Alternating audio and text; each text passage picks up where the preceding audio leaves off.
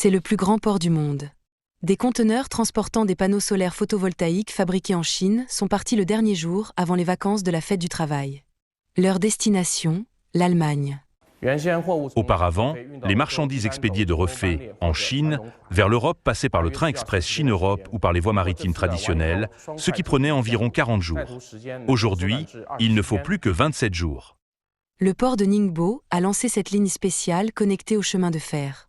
Elle contourne les ports de transit et constitue l'itinéraire le plus court pour relier le delta du fleuve Yangtze à l'Europe. L'Europe est devenue l'une des principales destinations de ce terminal. Entre janvier et avril, nous avons traité 1,3 million de conteneurs, soit une augmentation d'environ 6 à 7% en glissement annuel.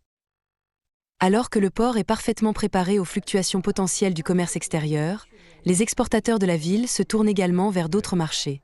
Suzheyang exporte des équipements médicaux depuis des années. Dès 2017, les inquiétudes concernant les politiques du président américain Trump à l'égard de la Chine ont donné à Su le temps de se préparer.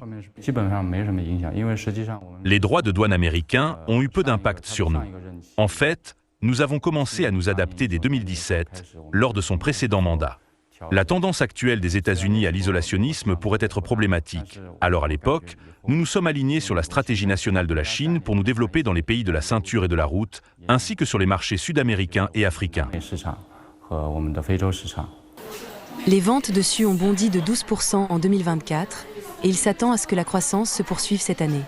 Au cours du premier trimestre 2024, Ningbo a traité plus de 12 millions de conteneurs, soit une augmentation de 11% en glissement annuel.